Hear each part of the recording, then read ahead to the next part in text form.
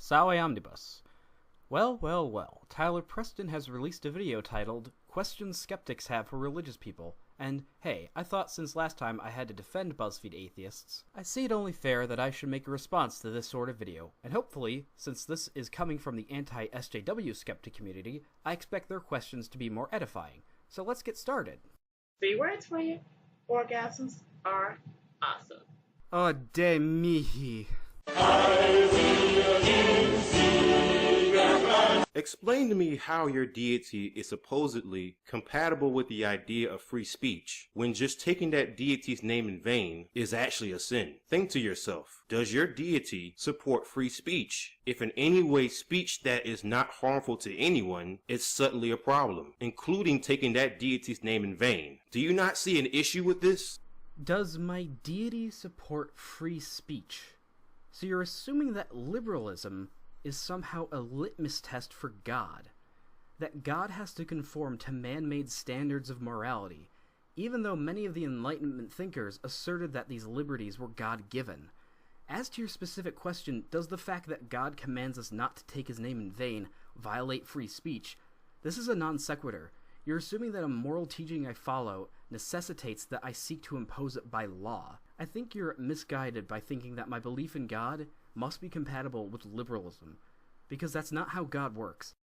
If religious beliefs are so easy to see and the evidence is all there and faith comes from your life experience, why does propagation of the beliefs come through indoctrination in childhood? Certainly, if the ideas were really that present and everything was really that obvious, people would have come to these conclusions on their own. See, this shows how absurd the claims of atheists often are. They actually believe that Sunday school, possibly the most innocent and innocuous thing in the world, is akin to child indoctrination. You know, when you're a kid and you go to that extra room in the church and the teacher tells you the story of David and Goliath, to them, that's like living in 1984. And what you're asking is just like saying, hey, if the truth of science is so easy to grasp, if it's so self-evident, why do kids need to go to science class? Why don't they come to it on their own? Especially with today's pointless wars, how can religious people be soldiers when their religion has a commandment against killing? Well, which religion are you talking about? And it's like you're assuming that every religious person is a militant.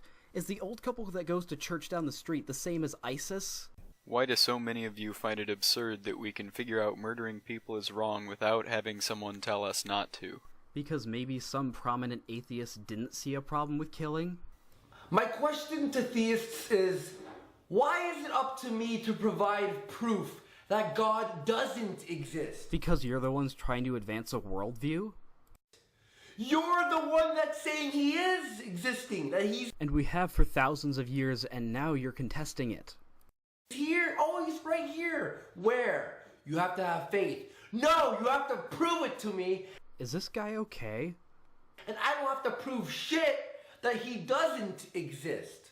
That's up to you. That's like if I was like, hey, there's this fucking magical fucking rainbow up in the sky. And we've come to the Bronze Age myth fallacy. And this is my biggest problem with atheists. This proof they demand must conform to their worldview, which conveniently makes it impossible for God to exist. So no argument will ever satisfy them.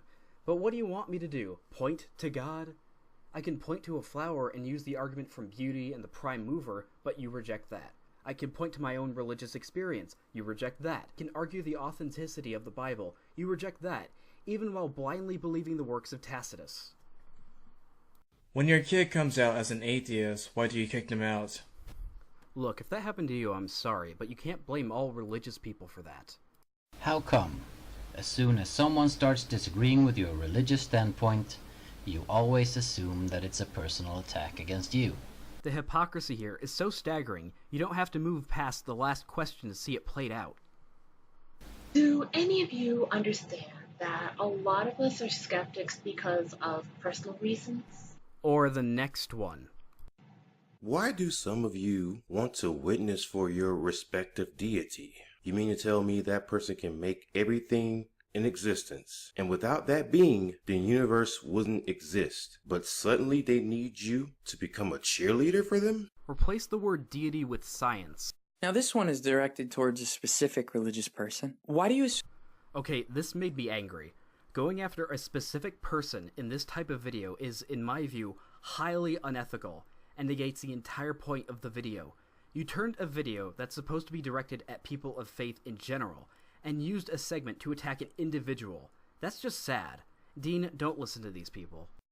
If your holy book is the words of an omnipotent God, which one? Why couldn't he speak in a way that doesn't lead to such extremist interpretations? He did?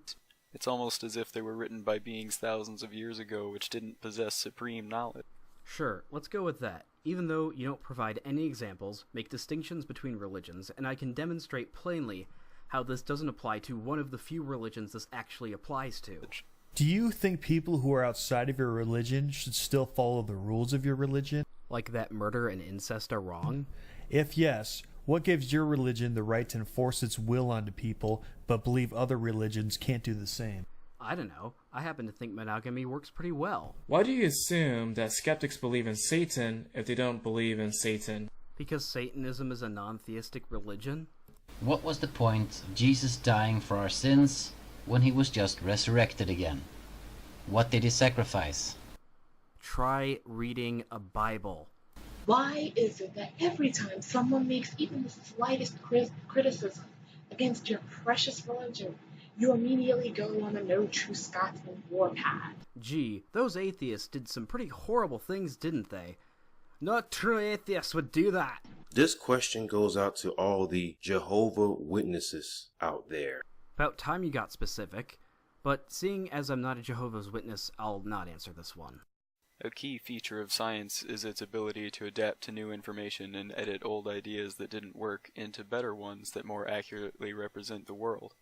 What happens when evidence comes to light that doesn't fit with what your text claims? Science doesn't work that way. The laws of nature are eternal and non-changing. We just discover them more fully. And science isn't exactly like religion, as much as you want it to be, so this is another non sequitur. Which religion other than yours would you say could get into heaven? What religion can get into heaven? What? When questioned with the plausibility of your beliefs, why is the default response always that it's too big, too great for us to understand? Well, this isn't misrepresenting your opposition or being intellectually dishonest. Well, I don't need an answer because I couldn't understand it possibly because I'm just human. I'm just a lowly little human. God is so much bigger than we could all understand. Do you understand all science? And a follow-up for that, if God is so much bigger than we could understand and so much more complex, why bother? We can't see it. It's outside of our realm of understanding and knowledge and even plausibility with what we know. What's the point? I'm not a deist. Why do you claim that atheism is a religion if it does not require a congregation and do not believe in God? Because you have holy books, evangelize, have saints, a worldview which can be used to explain everything, are dogmatic, and created an identity for your non-belief. And you literally have churches now. Has it ever occurred to you that some of us are perfectly capable of living our lives without a higher power to guide us? Has it ever occurred to you that we believe in something more than just living? Why do religious people always seem to go to the "look how much we donate to charity" as soon as someone starts pointing out all the bad things done in the name of your religion? Because it's counter-evidence, and which one? I don't have a super broad question for religious people, but... Oh, why stop now? I figured since I'm an American... So is everyone else in the world. You know, Cole Beasley, America's team. Mm-hmm. I got a Captain America shirt in the closet. Got my flags. Watashi no furagu wa anata yori mo oki desu. Hajime!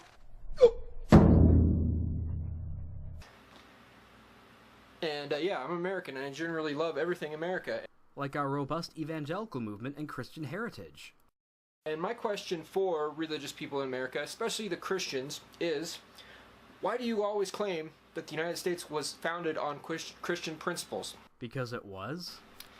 Because it wasn't. It was founded on classical liberal principles. The Puritans were liberals? Something we call today a little bit different. We call it libertarian principles. Oh, do you now? Because the far left, or a lot of the left and the right, have gone completely off the rails. And coincidentally, we're becoming less religious. and they really don't know what the hell they're talking about a lot of the time.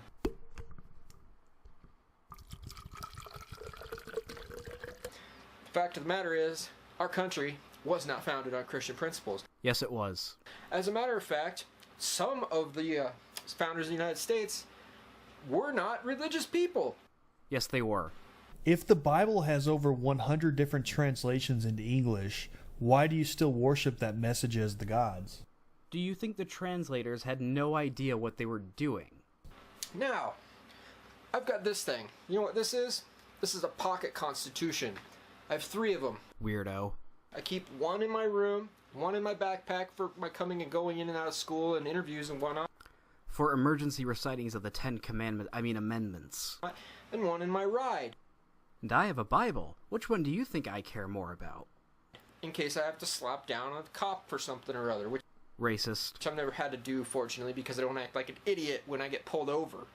But anyway, there's this little thing in the Constitution of the United States of America. You may have heard of it. It comes right before the Second Amendment, which I know you've heard of. By the way, I'm a fully 100% supporter of the Second Amendment. On with it! Yes! Get on with it!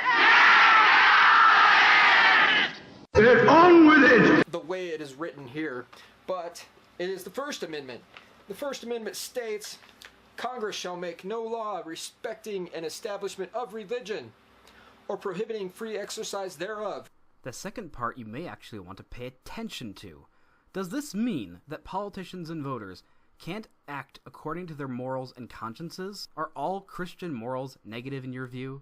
Or abridging the freedom of speech, or of the press, or the right of the people peaceably to assemble, and to petition the government for a redress of grievances. Although in your case, it's usually, do as we say or we'll bring the ACLU in to sue your ass. Now, this means that it is written into the Constitution. So it is written, so shall it be.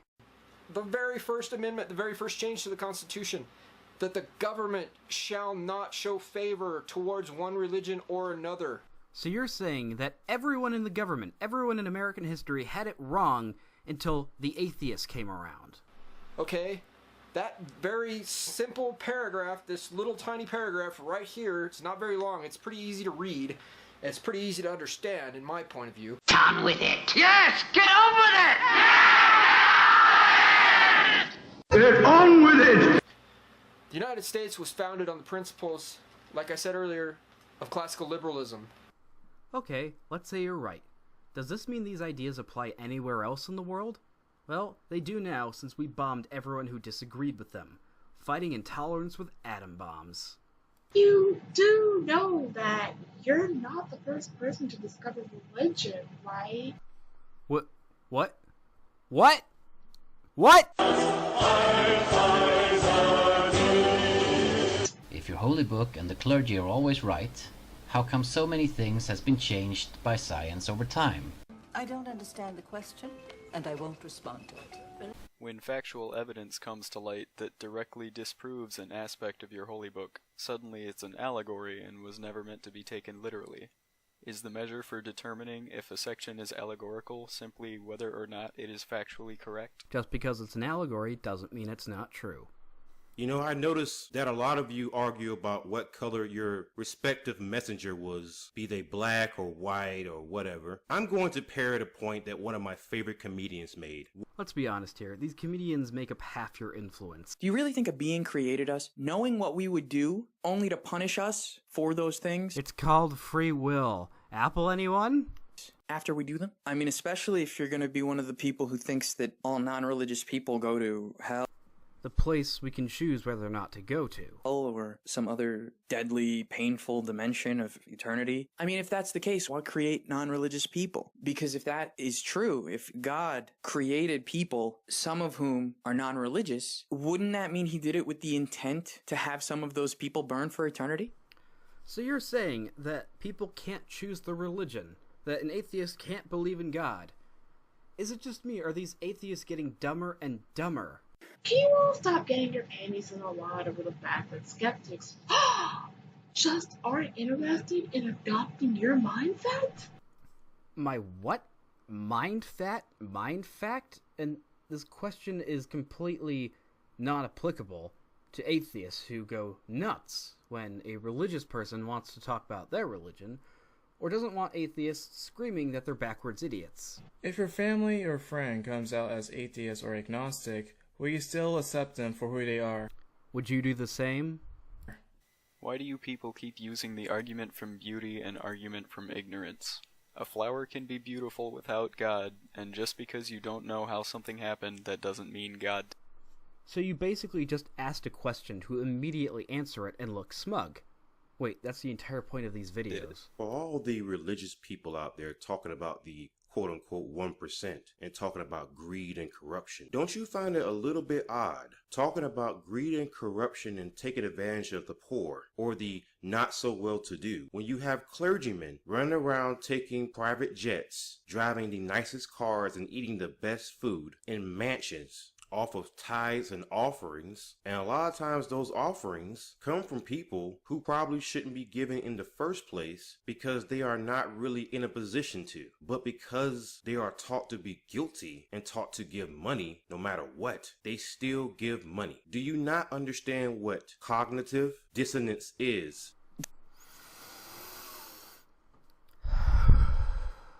Okay, so we see another horrible misunderstanding of religion. You clearly have no idea what a tithe is, or how the Catholic Church operates.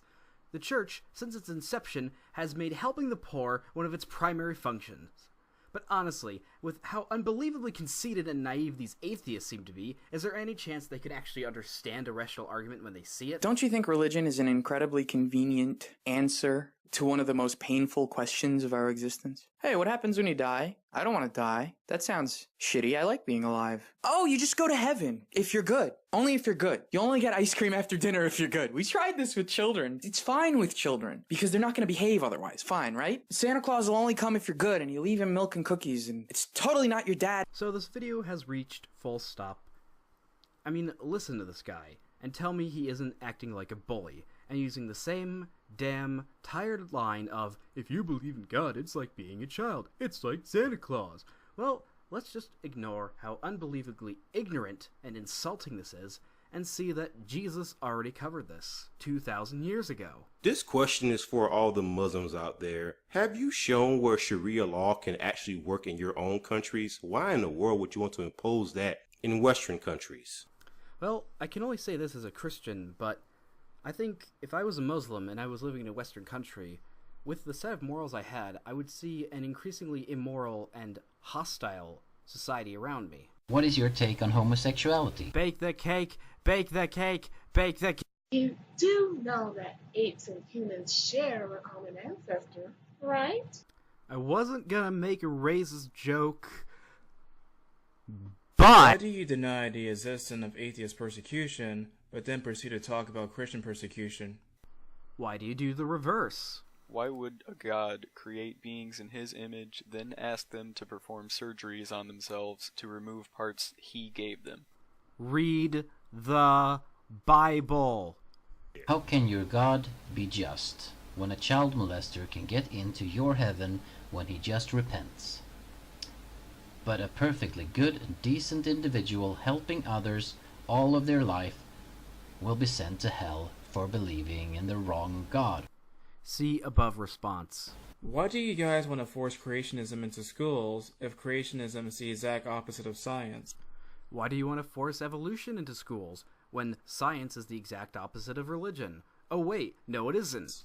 If God is omnipotent, then he knows exactly what it would take to convince me of his existence. If he knows how to convert me instantly, why would he not give me a sign? Are atheists the most self-centered people in the world?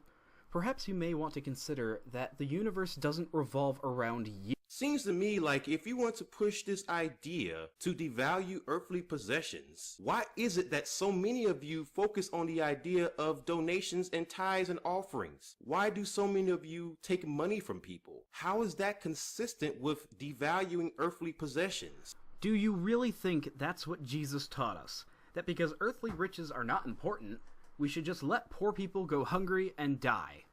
If your God is all-knowing and all-powerful, why would he permit that there are other religions, and therefore confusing all the billions of people following a different religion? Free will. Wouldn't it be better for him to reveal himself? He did. Okay, that's about all I could stomach. The rest of these are just as cringeworthy and irrational. My, these atheists are stupid. I mean, I think the only interaction they have with religion is watching Christopher Hitchens' compilation videos. None of these ideas are original. I mean... Okay, so when I went into this, I thought atheism is unstoppable was the worst of the atheist community. But no, AIU may be an ass, but he is at least coherent. These people demonstrate such a lack of self-awareness, ignorance, and a lack of critical thinking skills, they're just lapdogs for their saints. So, I can't believe I'm doing this, but Devin, I apologize, because I thought you were the worst. And guess what else? Diabana.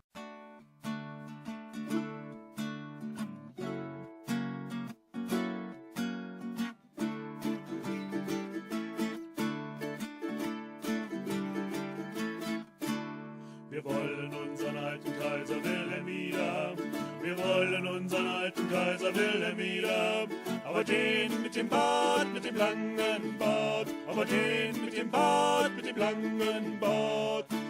So schwärmten unsere Eltern von der guten alten Zeit. Sie liegt so fern und weit, die alte Kaiserzeit. Doch war sie wirklich besser, diese gute alte Zeit, als einst der Opa, die Oma hat wohl gefeit.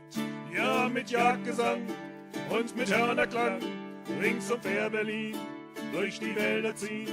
Ja, mit Jagdgesang und mit Hörnerklang, ritt die Oma mit dem Opa. Doch sie hielten an und küssten sich, sonst wären wir